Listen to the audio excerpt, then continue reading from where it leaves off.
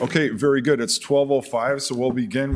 We have a combined meeting here with the Liquor Control Board and the Fargo City Commission. I will say the Liquor Control Board, the attendance is much better than the City Commission, and so we are having a little bit of fun with that. But I do appreciate, we've asked the Liquor Control Board, we met yesterday, and we're going to meet again. So, and everyone here is, they're volunteers, and so I appreciate them being here. I know it's been, we were talking before this, we've had a lot of very important issues come before the liquor control. And so as new members, they've all been excellent, and it's been a little bit of a trial by fire. That's kind of what we talked about. And so, and before we were joined on video, we kind of went around and introduced ourselves. And so we'll kind of skip over that, and we'll move on to the agenda for today. And if it's okay, Nancy and Chief Zabalski will get us started, if that's all right. And I don't know if anybody has anything else to add at this point, but otherwise we'll begin. Go ahead, Nancy. Okay, thank you. And thank you all for being here today to have this open discussion about some of the issues that we've been discussing at Liquor Control Board, some of the options that may be available to address some of the concerns that have been expressed by the community for public safety and others. Some of these ideas have been floated a little bit at Liquor Control Board, but I will tell you this, we're hoping this discussion really is an opportunity to get input and feedback from the Liquor Control Board members and the City Commission members as to how to potentially move forward with a revision of some of the ordinances that are in place, changing of the guidelines, and also addressing some of the violation issues that have taken place over the past several years. I can tell you what Chief Zabalski has put together is a talking point notes that I have been kind of keeping over the past several months and years of things that I think that may be an opportunity for change in the regulation of liquor in the city of Fargo. And so with that, I'm going to turn over to Chief Zabalski. I'm going to try to fill in some of the blanks and really, like I said, hope to have an open discussion and questions about how will this work, who will pay for this, how often will we do that, what will be the penalties, those kinds of things that we're really looking for direction to make those changes. So with that, Chief Zabalski. Thanks, Nancy. And again, I just want to reiterate that this is a very rough PowerPoint in terms of there's talking points there. None of this has been decided or defined in detail. I think it's really the start of a lot of discussion points on areas of concern that we have jointly identified, to include our city auditor, Steve Sprague, and the application process itself. So it's more or less kind of a compilation of all the things that we think would require a little more scrutiny to ensure public safety within these establishments, while also allowing them to operate and flourish as a business within our city, because absolutely that's the ultimate goal. Yes, sir. Can I just jump in real quick, Chief? And first of all, I wanted to thank you on behalf of us. So now you send us an update monthly on all the violations, and that wasn't done in the past, and I really appreciate that. And I think as a group, we do too. Everybody gets that. My question is, the City Commission, do they have the same thing, or could we request that they do that? And maybe the commissioners aren't interested in that, but it's basically the chief gives a report. And so if you wanted that, you could be included on that. So maybe we should just leave it that way. If any of the commissioners request that, would that be okay with you? Sure. Yeah, I mean, that's no problem at all. Those are actually public records in that sense. And the board gets them, and the commission could have them emailed as well. What it is part of the reconstruction, as we reconstructed the Liquor Control Board early this year, part of this whole long process. We also identified a lot of deficiencies in our ability to report to the board issues that were happening at our licensed establishment. So we came up with a new process. Those are the forms the officers file when they get sent to an establishment for a particular incident or offense, some of which are not, some of them are positive things that the establishment is doing in terms of identifying underage drinkers and calling to report that, or incidents beyond their control, or some of it there's a connection to the operation. And so we try and differentiate that. But the board and certainly the commission, if they'd like to see those, has access to that on a monthly basis. So let's leave it that way. If any of the city But commission, I think if we could just have an email, Dave, of the establishments in which you guys discuss and do stuff too, I think it's helpful. Arlette lives downtown, John lives downtown. Sometimes we don't know there's a problem with the bar, but I think it does help us to know that. And then if a constituent calls us and says, hey, Cactus X is doing this, what do you know?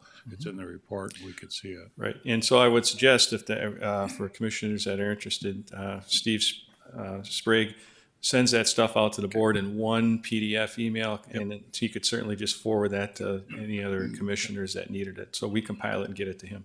thank you very much. I appreciate that. And I apologize for sending your presentation off track, but if that's okay, I just think that would be a good thing. So thank you. Absolutely.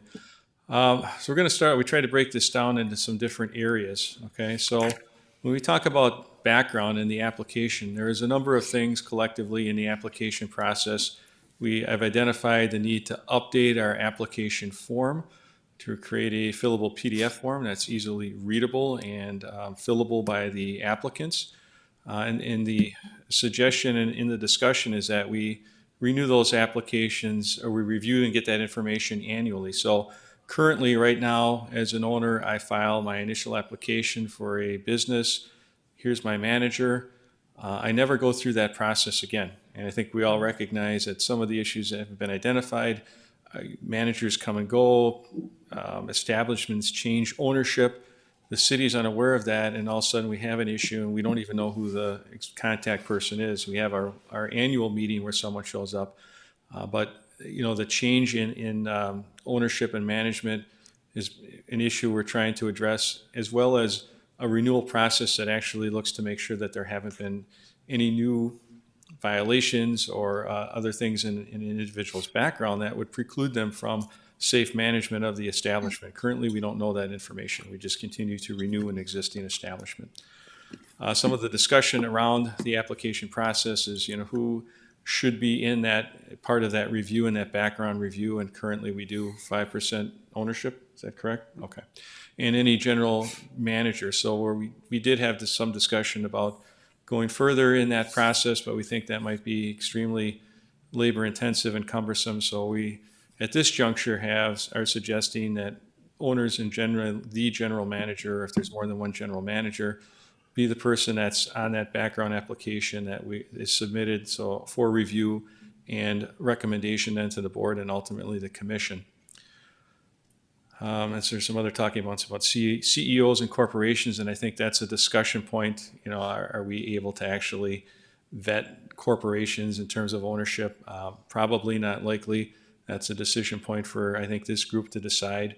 But certainly general managers and on-site owners seem to be the most obvious to address. We're going to work on getting the background completed within 30 days. So when that application comes in, I think another goal is to make it all electronic. If it's PDF fillable, it could be submitted electronically. We're also going to be requiring some additional background pieces, which I think we'll talk about in an upcoming slide. But as we went through these different pieces, we also looked at assigning a penalty for failure to comply with certain parts of this new package, if you will. So a failure to provide the background information for a manager replacement, again, under the auspice that we're going to check this upon application and at renewal, or anytime you change your general manager. So if there's a change in general manager to one of these licensed establishments, they have 30 days to get us that information with a completed background packet so we can vet it and make sure that this person complies with our ordinances, or that we would recommend that that's a person that could safely operate or manage. If they don't do that, there's a fine for that. If they fail to do it within 21 days from notice of failure, then it's suspension of license until completed. Again, these are suggested outcomes because we feel that we're giving the individuals an opportunity to comply, but failure to comply, I think, puts in question the safe operation of the establishment. Can I ask a question here? Yes. So if they're failing to report a manager change, how would we know that? Well, we would probably find out because there would be a police call and we would identify that there's a new manager. Okay, so it's just, okay. Yeah, they're in the ordinance suggestions, they're required to report that to us within a specific time frame. So once they do that, and then they have a time frame to get the background information on that manager, so that person could, in essence, work within that time frame, but within 30 days, we want to get the background and make sure that we were able to vet it. And if there's an issue, then we would bring it forward. Yeah, right now we don't know at all, and there's no requirement that they tell us. So we're putting we felt a little bit of tooth into the ordinance, making them required to report and go through the background. And then ultimately, if they just fail to comply, it's going to affect the business operations. And we kind of took a similar approach as we kind of go through some of these other suggested changes. So are you suggesting that if they don't report and you happen to find it, they still have the 30 days and then the 21 days? I would bring that to the board let the board decide that. I think that they're responsible to know the requirement to Yeah. report it. So Okay. I think we throw that to the board and let them decide.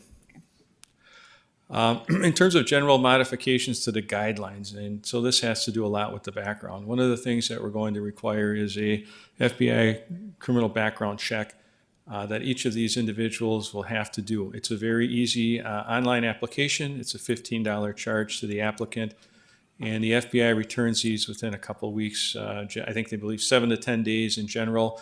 So this is something that owners and operators should be aware of in terms of getting their backgrounds done within a specific time frame. That the sooner you get that submitted, the sooner the information comes back to Mr. Sprague and then ultimately the police department, so that we can vet the criminal background. Currently, we are very limited in our ability to vet criminal backgrounds other than within the state of North Dakota, and in some instances Minnesota, or what's limited over the internet. And so that's not only may not be reliable, but it's not all encompassing. We have a lot of folks who come here from other states, who have owned businesses in other states, who even live in other states and run businesses here, that we don't really have the ability to fully vet the criminal backgrounds on them at this juncture. So we thought that was an important piece.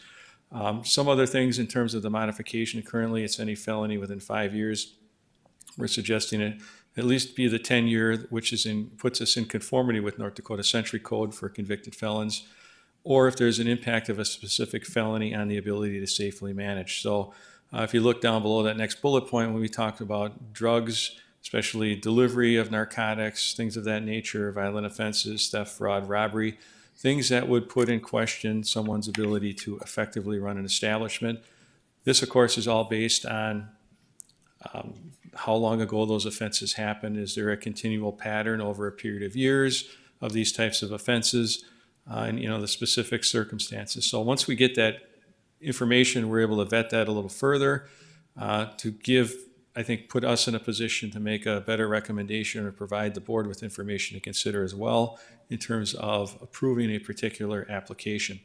Some of this we've kind of done anecdotally already, where it brought forward some specific information that may not be within the particular guidelines, the specific bullet points in the guidelines, more along the lines of whether or not the person can safely operate, but have been brought to your attention so that you can discuss and make a decision.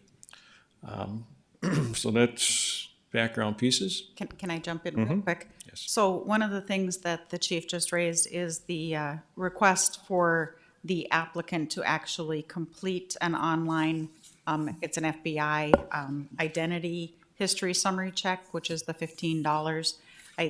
Right now, the ordinance does provide that the chief is responsible for doing the background check. It doesn't necessarily go into the detail and specificity as to how that is to be done and what is to be completed. I think that we would probably be looking at a resolution that would approve that change, that the applicant then would be required to actually make that application and submit that background information with the application at the time that the license is applied for.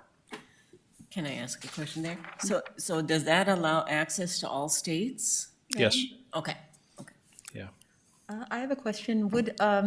You mentioned fraud and things like that. I was curious for any of these background checks, if someone who owned a restaurant had been sued for lack of wage theft or lack of payment for people who work in the restaurant, would those show up on your background searches? Only if they're criminal. So only if they were criminal in nature and they were arrested or charged with the offense.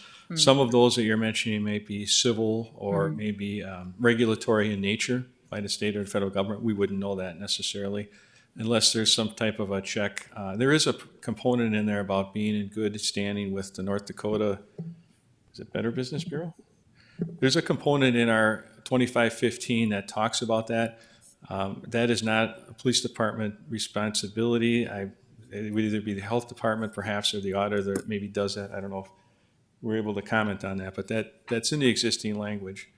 So that might be something for us to look at. I'm not sure how that's done. Okay, so it's not being done, so that's another thing we'll have to work on. And that would probably pick up on some of that, maybe. Okay, and then moving on here. Required safety and technology. So we've had a lot of discussions about public safety in general within our establishments and technology to help us with public safety, as well as ensuring that we don't have underage folks in these liquor establishments. We've had several of our establishments have gone the way of the scanners to thwart out some of these very well done and technologically astute fake IDs.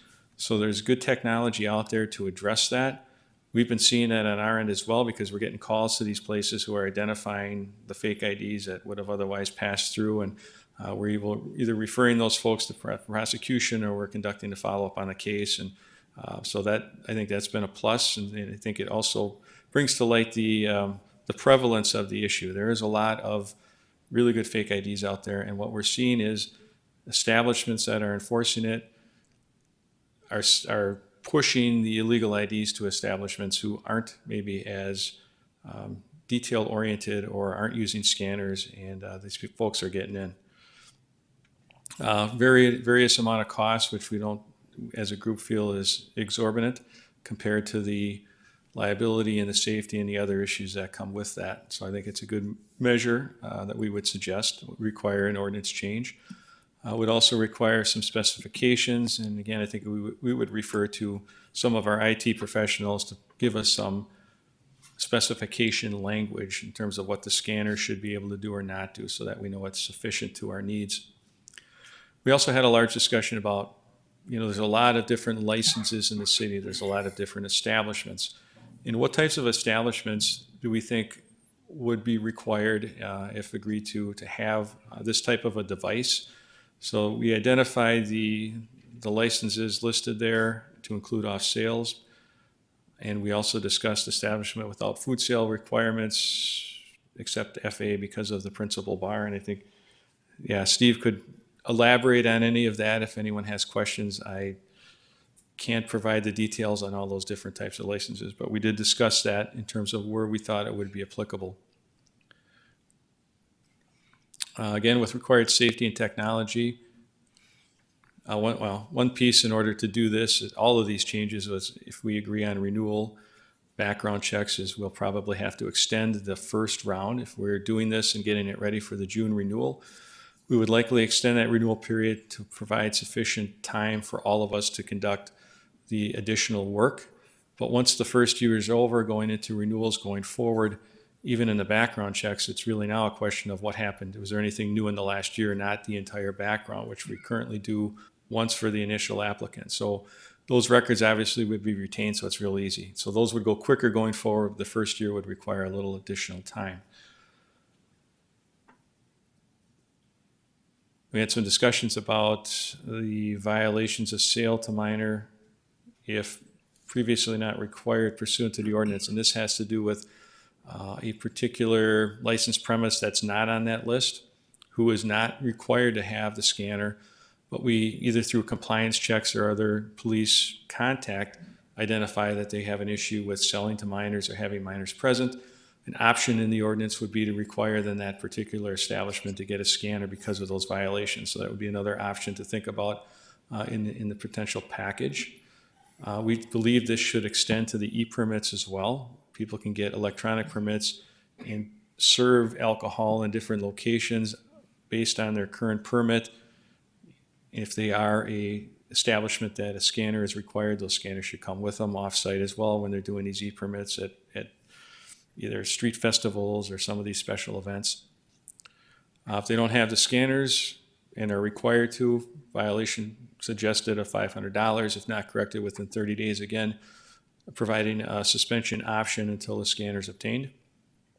So Chief, if I might, if we went to this, on this path of requiring, or pretty much eventually people having scanners to check IDs, would that then eliminate the practice where we go in and test businesses with minors in presence of law enforcement?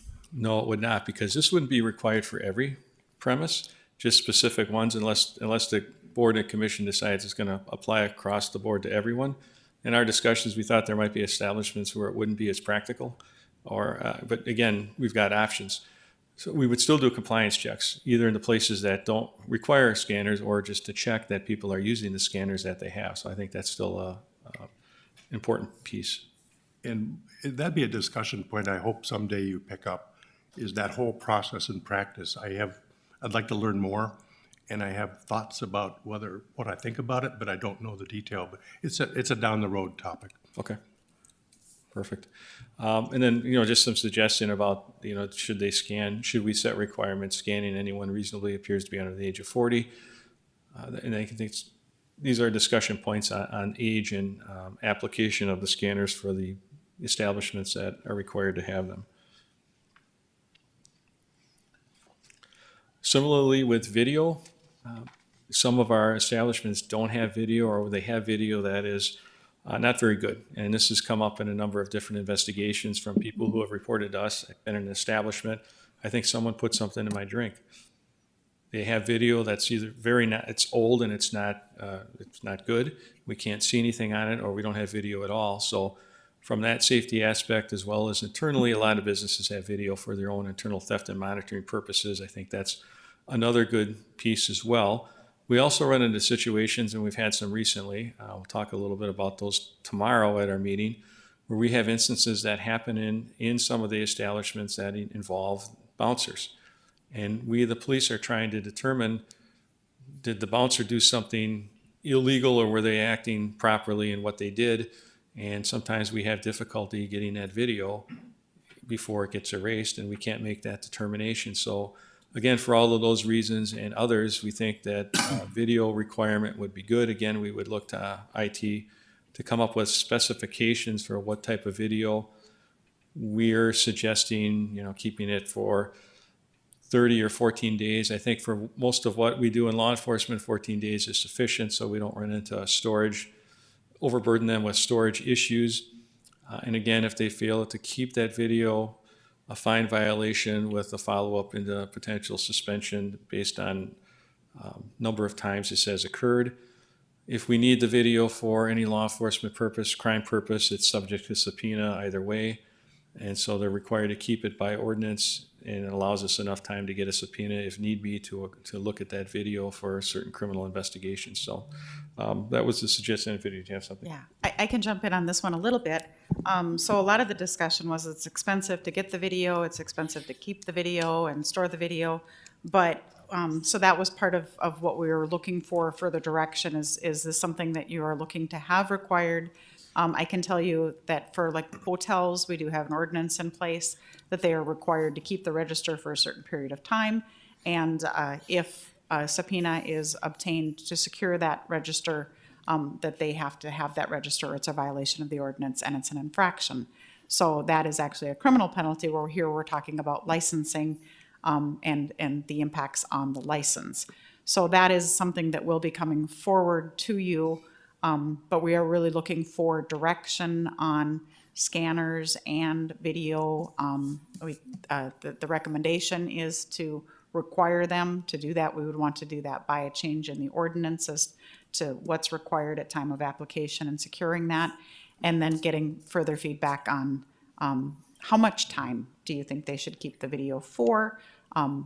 When would those specifications, if they change, do we then provide additional specification information for required quality of that video? There are a lot of businesses using scanners now. The cost is a range of cost. Some of them can store the data, so there's a discussion of that data storage. The only purpose that would be used for is underage drinking. But there are some that can flag if that person was trespassed from that position or from that bar earlier. That would flag to the bouncer that this person has been trespassed and is not to be allowed in, whether or not they are of age or not. So those are discussion points that I wanted to raise with you so that when the decision is made to require scanners and video, that we're fully informed on what that would mean to the business and have the opportunity to discuss those issues.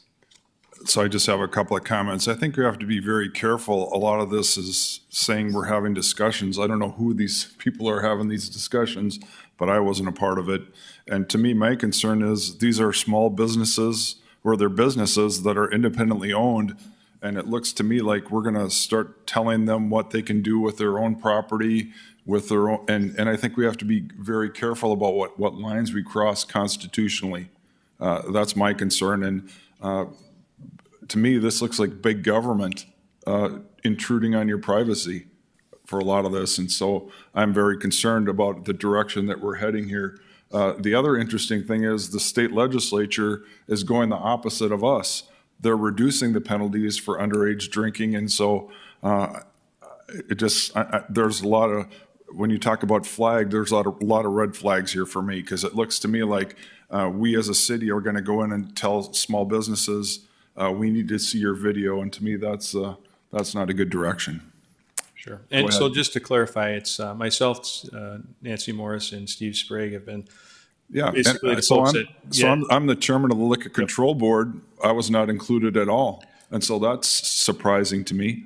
Right. So in prior conversations, we had agreed we were going to come and propose some potential changes to the board. So we met and had those discussions. Some of these things we have talked about previously, and I guess our intent was just to bring it to the board and the commission in a brown bag fashion, not to exclude members of the board, but basically these are suggestions that we would like to bring forward, and certainly it's your purview to do with it what you will.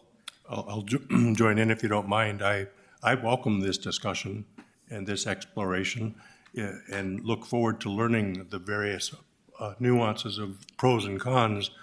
Bottom line, though, if somebody wants a liquor license, they're going to have some rules to comply with. We have some real issues with liquor. And so I want to learn more.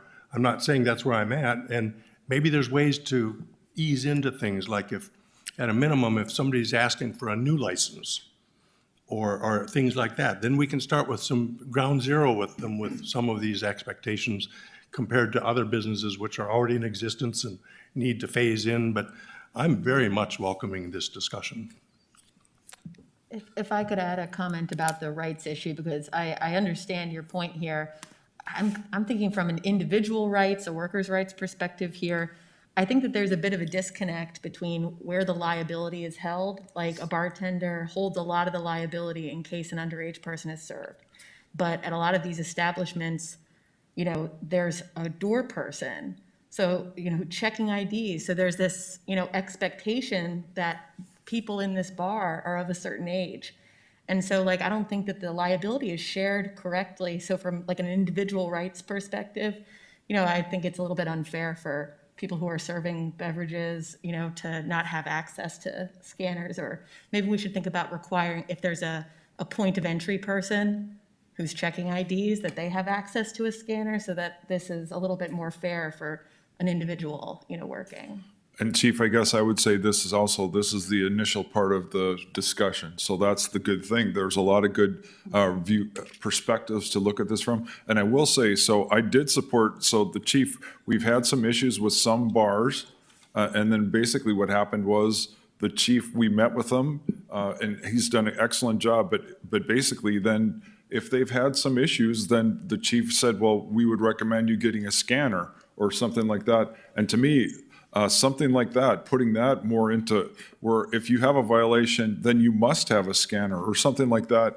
I would be supportive of that. And so do you get what I'm just kind of rambling a little bit, but I do support that, and the video, let's say that we have somebody who's been having some issues, violations and things, then requiring it, to me, I would support that instead of making this a broad brush where everyone has to have scanners, everyone has to have video.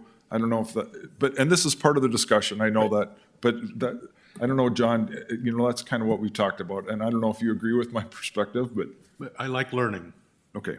Very good. Go ahead, Chief. Just one other question. How many applications do we have, or how many licenses do we have out there? So we're talking about the economics of this situation. Are we talking about 15 bars, or are we talking about 250 bars? So currently, we are licensing about 200 liquor establishments or places that have the rights to sell alcohol. About half of those are food-related, where they would probably be excluded from a number of these, at least the scanners and the videos and some of that kind of stuff. The chief's recommendation is to have everybody on the license renewal do their background checks and that type of stuff. So everybody all 200 of them would be required to do the background checks. But the scanners and the videos and that stuff would probably be, limited more to the ones that are acting like a street bar kind of thing. And based on the list that we had with the off sales and the on sales that have that physical bar, we'd probably be in that 100 bar range, something like that. And Steve, how many A licenses are there? That's the, Yeah, the straight A licenses are,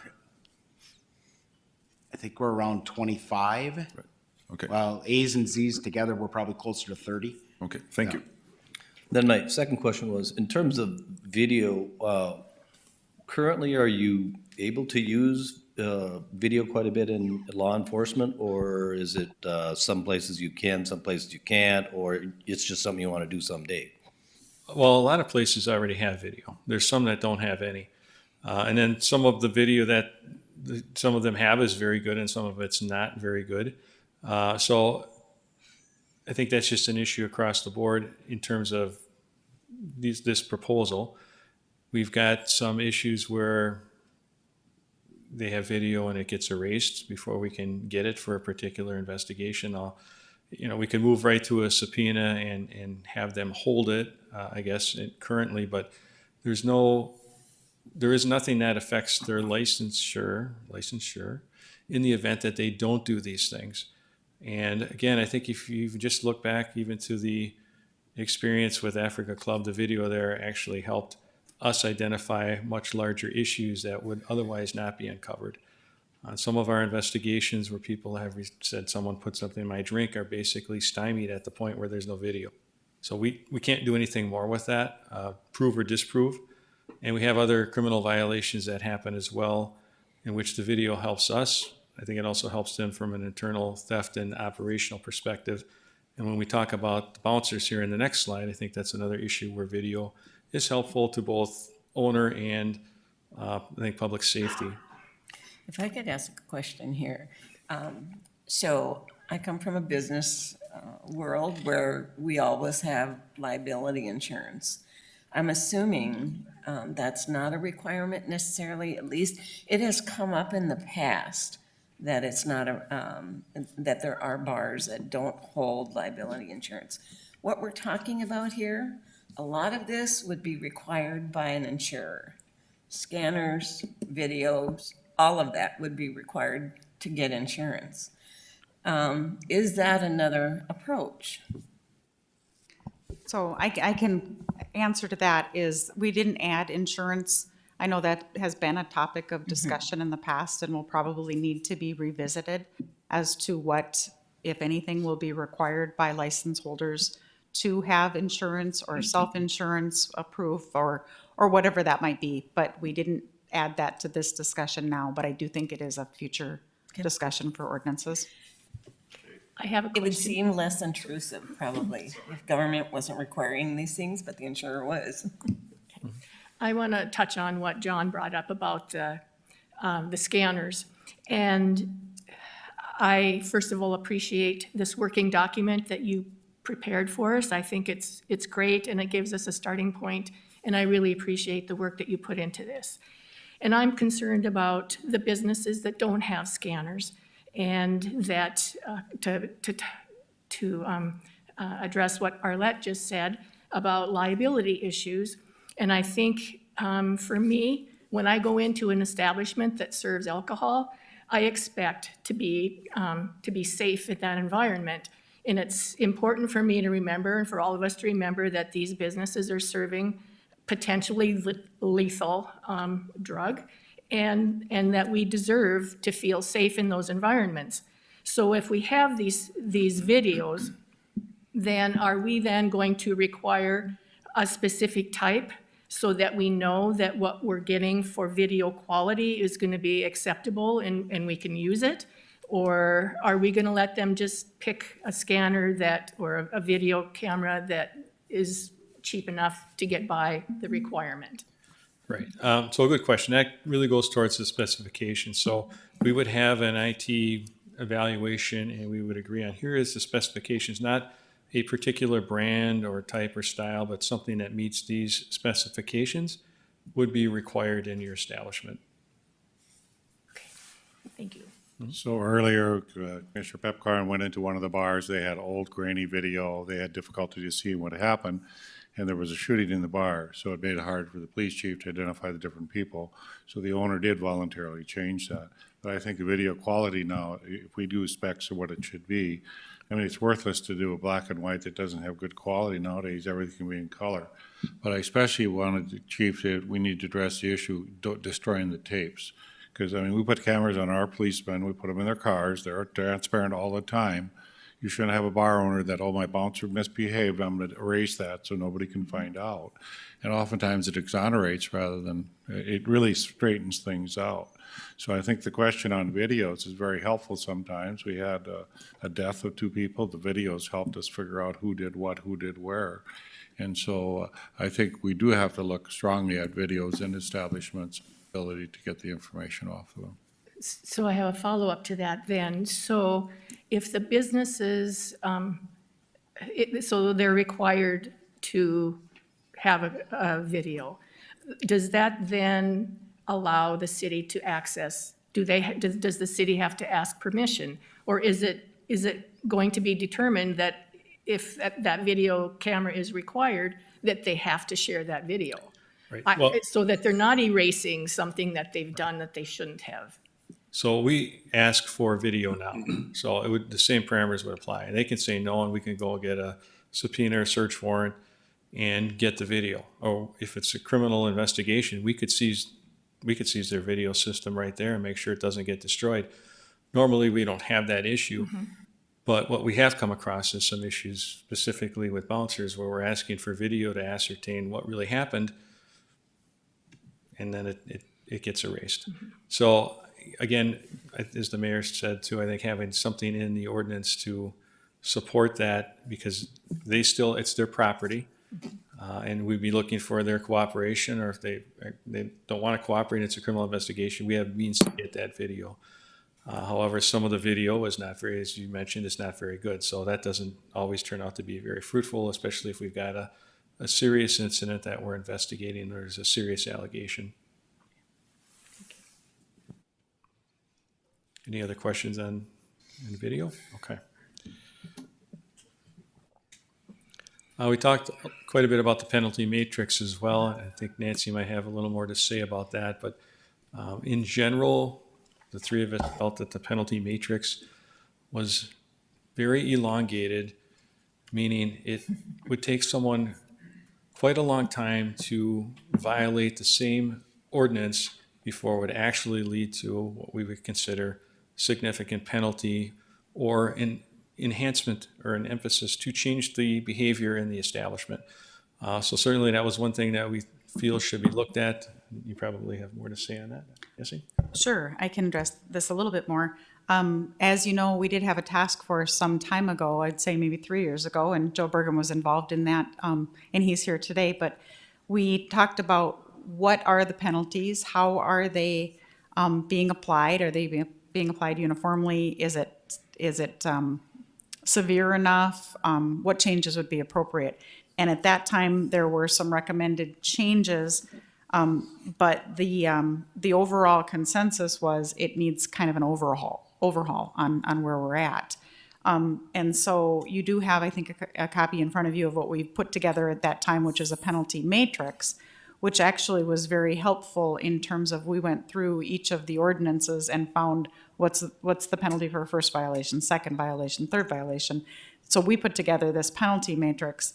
And in doing that, we found that there are probably some changes and some tightening that needs to be done. And I would say this is coming as a result of discussions that have been had at Liquor Control Board more recently too.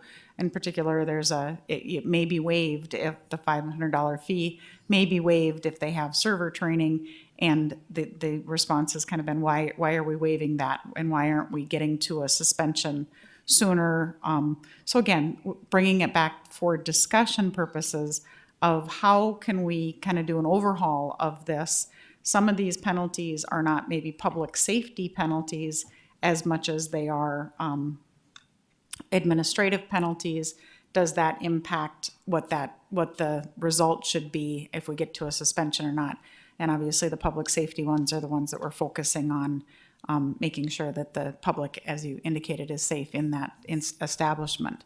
And under age, over serving, after hours, those kinds of things are required compliance. And right now, if you get one underage, it's one penalty. If you get two underage, it's one penalty. But they're not cumulative. So if you get one underage and then you get an over serving, that's a second penalty. And then if you do an after hours serving, that's a third penalty. So they're the recommendation is to make it cumulative, that each violation is a violation of the license and escalating penalties as a result. So- Nancy, is when you're talking these violations, bear with me, and thank you for letting me interrupt, but who's penalized? Is it the individual server, or is it the establishment? Or are there varying times when it's either or both?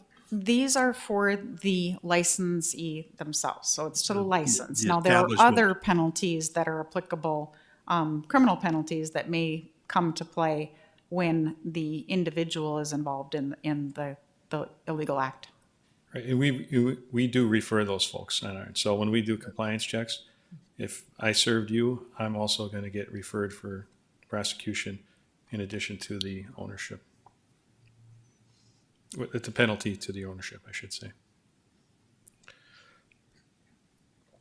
So any questions on the penalties and the discussions and any feedback? Are we on the right track? Are we, like I said, some of these discussions, most of these discussions, scanners, videos, others have been raised at Liquor Control Board, but we really didn't want to bring anything back as far as ordinance changes until we get more feedback in what you really want to see, who will be responsible and how that will happen. So I'm happy to field any questions if I'm able. Nancy, could you remind us when does the time reset for violations that get cumulative? What's the cycle there? Is it 18 months? It's an 18-month. Thank you. So if you don't have a violation for 18 months, then the violation is number one violation. You may have had 2 or 3 previously, but if you have a clean record for that 18 months, there may have been a management change, there may have been something else happening in that time that the licensee has the ability to rehabilitate as well. Thank you. And at this time, they aren't self-training. There'd been a discussion a year or so ago about people being able to step up and self-train. That's not the case, is it? We'll have further discussion about that. I'm actually going to look to Steve for that. But I do think that there are some that have indicated what they're doing and it's passed muster through the Department of Health. But I think most of them are doing Department of Health training for server training. Nancy, would you consider dropping that to 12 months? Your licenses are every 12 months. Why would we go 18? It seems to me Steve will be on and off on that, but the yearly license train, and so if they're yearly licensing train, just like driver's license, you get 3 points off every 3 months or something, then you can go back to 0 or whatever. Would it make more sense to just drop it to 12 months? Again, that's certainly up to you whether you want to do that. It's just if you're clear for 12 Just months seems on like that an license. off Sure. time is all I'm saying. If I could suggest, actually, I would suggest getting rid of the time frame altogether. If you get a clean slate after 12 months, you never get past the first violation. Yeah. And if there is a change in ownership or management and something's happened, that's something the board can consider in terms of whether they want to impose the penalty. But we have businesses, we don't do compliance checks that often. So if you think about it in terms of how often is a compliance check, and if you now are in your first or second, we had one business within 6 months that got their second compliance check violation. I think we need to know that, and I think that time frame actually helps escape accountability for those particular violations. And certainly if there's a different circumstances, the owner can always come in here and tell the board, here's what happened, and that's why, and then let them make the decision. I think this plays out with almost making this whole thing perfunctory, because you're never going to get past one. I can't believe somebody got past two only because we went back and did it within 6 months. Would another approach be where if you've had a violation, you're now on notice, you're going to get more checks? That'll trigger, so they know you're not off the hook now. But this will trigger more compliance checks. I don't know how public health actually sets that up. I would think that would be obvious to the owner that, again, we're looking for them to basically take responsibility for their operations. And so if I'm the owner, I've had a violation, I should be doing something to make sure this doesn't happen again. Understanding I can't control what everybody does. But, again, perfect example of the last one, we've got the second in 6 months of an establishment here in the city. How could that possibly happen, right? And it shouldn't happen. So, however public health wants to do that, I think you could tell them that. I think if it were me, it would be obvious that I would expect more scrutiny. If I could just say something, I would certainly support getting rid of the time frame. If we had to keep some of it, the public safety criteria, it should be dropped on those. The administrative ones, maybe not quite so important, but the public safety ones, definitely, I would support. Okay, and then lastly, we had a lot of discussion about bouncers. We've had some discussions at Liquor Control Board as well. I think it was a Liquor Control Board suggestion that all bouncers attend server training, and I believe some of our businesses have done that on their own. But again, maybe making that part of a requirement, or anyone in the stream of service of alcohol to receive that server training.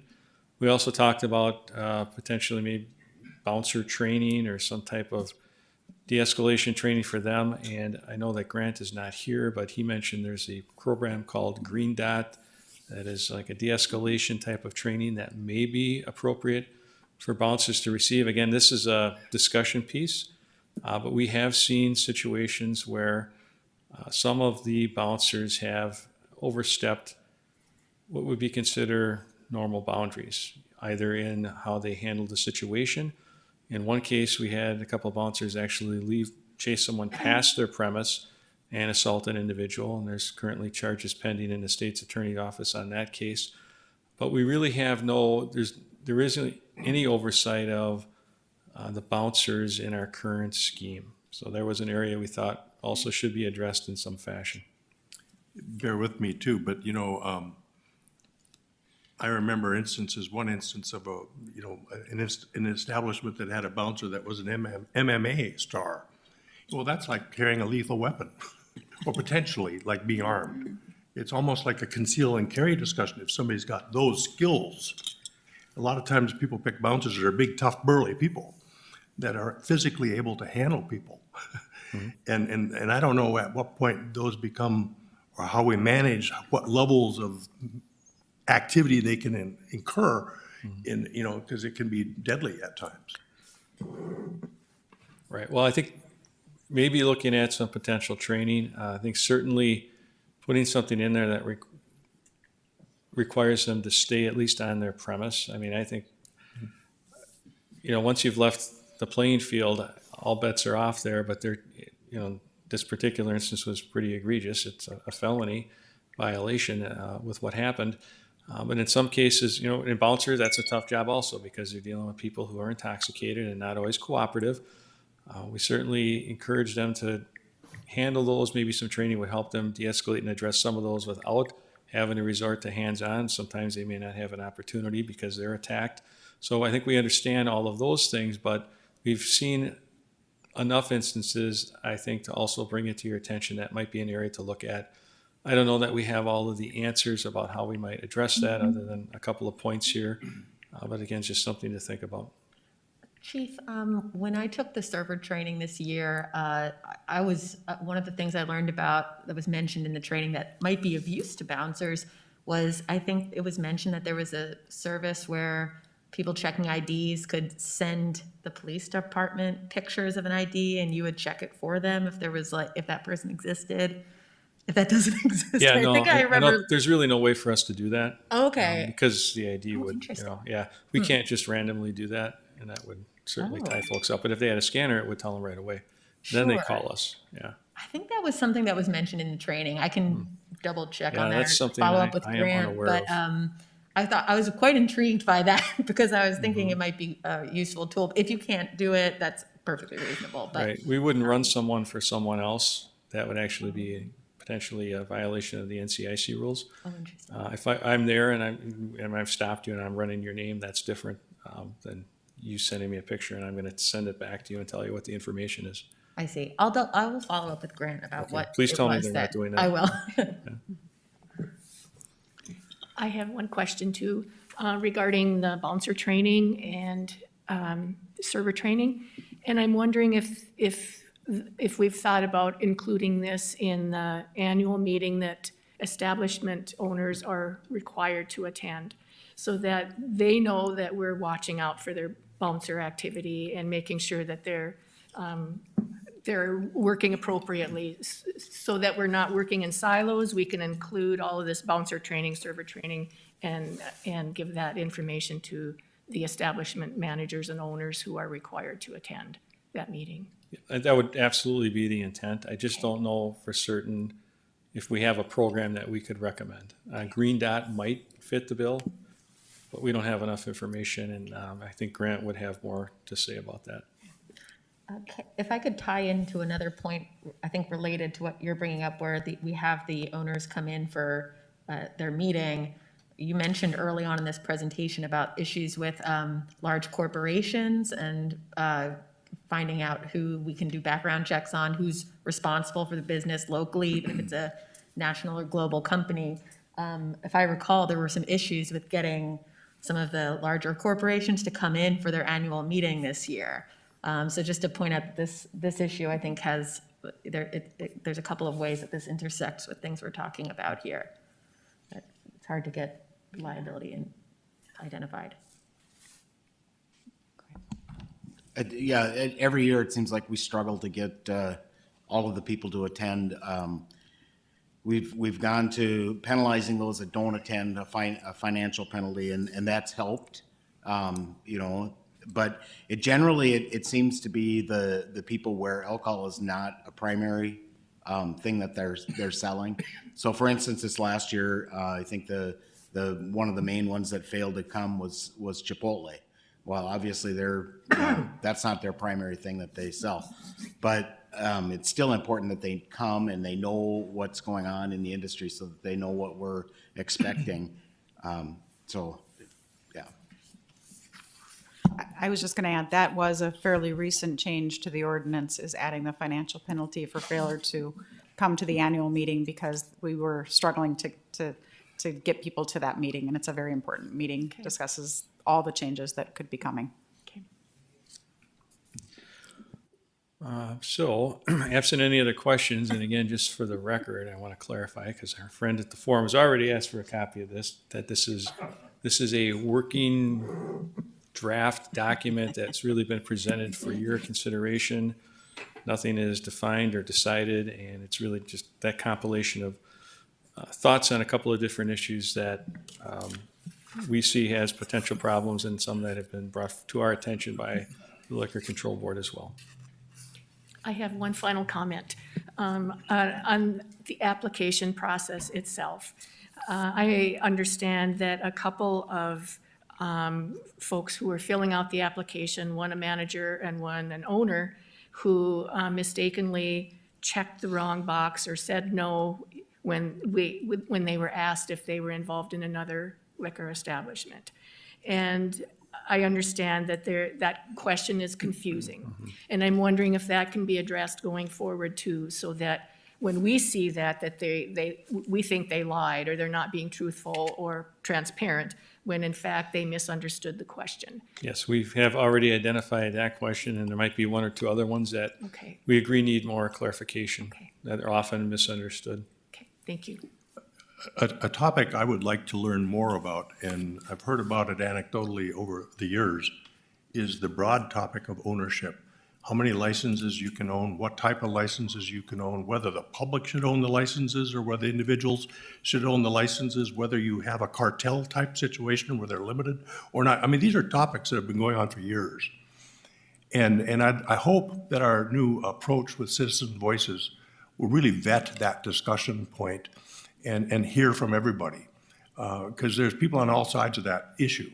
Some say nobody should ever own a license. And then they become limited and they become incredibly valuable. But I'd like to learn more about that whole arena. And then another extension of that is, well, can somebody's, how many licenses can they have? How many can their spouses have? How many can their family have? You know, we have some of these nuances where somebody might have, they might have a spouse go get a license across the street, kind of stuff. And I just don't know where this begins and ends. So I hope that topic gets really looked at for the greater good for the future.